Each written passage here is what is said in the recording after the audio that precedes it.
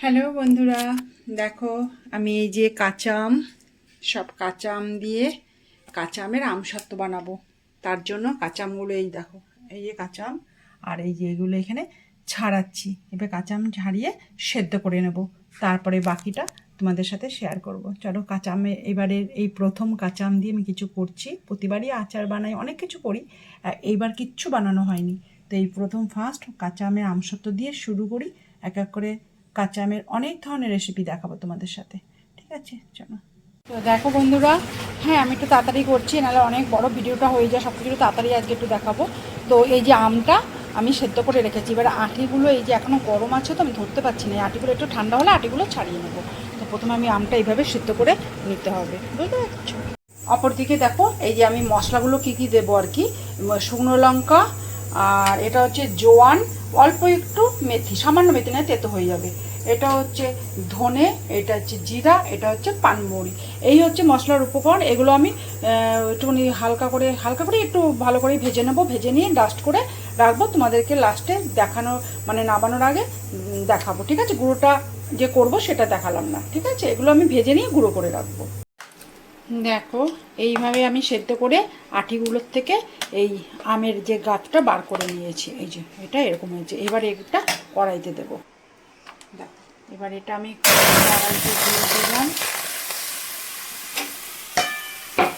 এবার এক এক করে সব কিছু দেবো।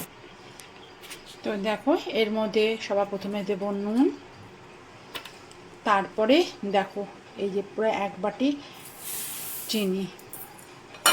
এবার এটাকে নাড়াচাড়া নেড়ে নেড়ে এটাকে পাতলা আছে যতটা, এই চিনিটা গলে গেলে ঘন করার আগে ওই ভাজা মশলাটা দেবো। আগে এটা করে নিই। দারুণ টেস্টি হয়, এখনই যা দারুণ লাগছে না আমসত্ত্বটা। এটা কিন্তু কোনো মতে লোহার কড়াইতে করবে না, তাহলে একদম কালো হয়ে যাবে। ওই জন্য এটা সিলভারের বা স্টিলেরটাও লেগে যাওয়ার ভয় থাকে, আর নন স্টিকেও করতে পারো বা সিলভারের। চলো এটা আমি এটা নাড়াচাড়া করে ফুটতে দিই। দেখো এটা নাড়াচাড়া, একটু নুন লেগেছিলো, এটা নুন দিলাম। সত্যি কথা জম টক আমটা, জানো তো? আমার এক বান্ধবী বাড়ি থেকে আমটা দিয়েছে, ওকে আমি সকালবেলা ফোনে বললাম যে এ তো মানে আমার ছোটোবেলাটায় শুনতাম, যেমন ঠাকুমার বলতো, ঠাকুমার মুখেই শোনা যে এত ঠক, কুত্তার পদে দিলে কুত্তাও দৌড়াবে, মানে এরকম, বুঝতে পারছি? এটা বাঙালদের একটা ভাষা। যাই হোক, আমি ফার্স্ট বাঙাল, সেই হিসাবে আমি এরকম অনেক কথা জানি। আর এই যে খাবো যাবো করে বলছি না, এটা একদম না, আমি একদম খামজাম করে বলতে খুব ভালোবাসি যে এইটা এখন করুন, এইটা এই যে এটা এইভাবে নাড়ুন, নাড়ার পরে তারপরে দিমো এর মধ্যে ভাজা মশলা। এইভাবে কথা কইতে আমি খুব ভালোবাসি, কিন্তু কি করবো, তোমরা আমাকে ভেঙাবে, সেই জন্য আমাকে খাবো যাবো বলতে হয়। চলো এটা এইভাবে নাইরা লই, হ্যাঁ নাইরা নিয়ে তারপরে দিমো আনে এর মধ্যে মশলা।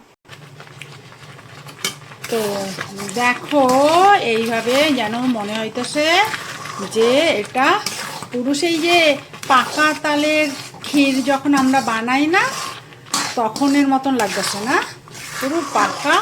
আর কি তোমার সঙ্গে না আমি আজকে পুরো বাঙাল ভাষায় করি, কারণ হচ্ছে বাঙাল ভাষাটা না বলাই হয় না, তো ওই জন্য তোমার সাথে বাঙাল ভাষাই করি, বাংলা ভাষাতেই, পুরো খাস বাংলা ভাষাতেই তোমাকে এটা বানায় দেখানো। তো এই যে দেখো এটা প্রায় হয়ে আসছে, আর কত আরও করুন গাড়ো। এই যে এইভাবে নাড়তেই হইব। এবার এটা না হাতে মানে ছেটানোর ভয় থাকে, হাতে ছিটতাছেও, আমার হাতে কিন্তু ছিটতাছেও। দেখো সত্যি কথা বলতে কি, বাংলা ভাষা কইতে না আমার খুব ভালো লাগে, মনটা যেন শান্তি পাই। এই যে খাবো যাবো অর্থ না অনেক ফরমালিটি, হ্যাঁ। তো এই জন্য যে বাঙাল ভাষাতেই তোমাদের সাথে কথা বললাম। এই দেখো সেই যে দেখাইলাম না যেগুলো মশলাগুলো, সেগুলো ভাজা করে এইভাবে রাখছি। তো এগুলো আমি না দলার যাতে না পাকায় যায়, এই জন্য আমি অল্প অল্প করে এরকমভাবে ছড়ানো। দেখো এইটা বাহ কি দারুণ দেখতে লাগতেছে। দেখো এবার একটু নাড়া দিয়ে আনলই, নাড়া দিতেছি। দেখো জিনিসটা যেন অমায়, দেখো বন্ধুরা, এবারে ভালো করে একটু নাড়ন লাগবে, ভালো করে নাড়ন দিয়ে আমি পুরো একদম হাতে কিন্তু ছেটে, এইটা ভাইবা চিন্তা একটুখানি নাড়ানাড়ি করো, আনন্দ সহকারে করতে যায়ও না, হাতে ছিটটা ফসকা পড়বে। আমার হাতে যেমনি হাজার টাকা, তোমাকে হাতেও তখন করবো, তখন আমাদের দোষ দিও না, বুঝছো? এই দেখো, আর একটু দিয়া দিই, ভালো, আর একটু দিয়া দিই, আর একটু দিয়া দিই। ব্যাস, তাহলে ঝাল ঝাল মিষ্টি মিষ্টি। এটা আমার ওই বান্ধবীটা, এটা আমার এক বান্ধবী, ও আমাকে সেদিন কইছিল যে এইভাবে বানাবা, দেখবা খুব ভালো লাগে, সারা বছর এইভাবে রোল করে করে রেখে দেবো। এই হয়ে গেল, এবার এটা আমি থালায় ঢালি। তো দেখো বন্ধুরা, তোমাকে এখনই জিভে জল আইতেছে না দেখা? এই দেখো পুরো, হ্যাঁ এই থালাটা একটা স্টিলের থালা নিছি, এই থালাটার মধ্যে না একটু সর্ষের তেল মাখাইয়া নিও, তাহলে আর ওই লাগবো না।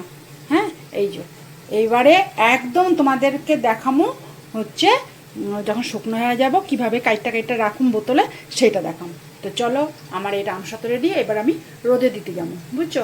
যাই রোদে দেই, এখন যেন ভগবানের প্রার্থনা করো কড়া রোদ যেন ওঠে কয়েকদিন, আর যেন এখন বৃষ্টি বাদল না হয়, বুঝছো? ঠিক আছে, চলো এখনের মতন টাটা। হ্যালো বন্ধুরা, দেখো এই যে আমসত্ত্ব পুরো রেডি, এখন দেখো পিস পিস করে এই যে কাটা চলছে, দেখো দেখেছ?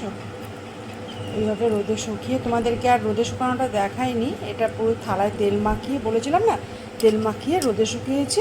ব্যাস, এই দেখো এখন পিস পিস করে এই যে এতটা দেখো, এতটা মোটা হয়েছে। হ্যাঁ, এতটা মোটা মোটা, এগুলো দারুণ টেস্টি হয়েছে জানো, আমি ভাবতেও পারিনি যে এত ভালো হয়েছে। চলো সবগুলো আমি কেটে নিই। হ্যাঁ, কেটে নিয়ে তোমার দেখাচ্ছি।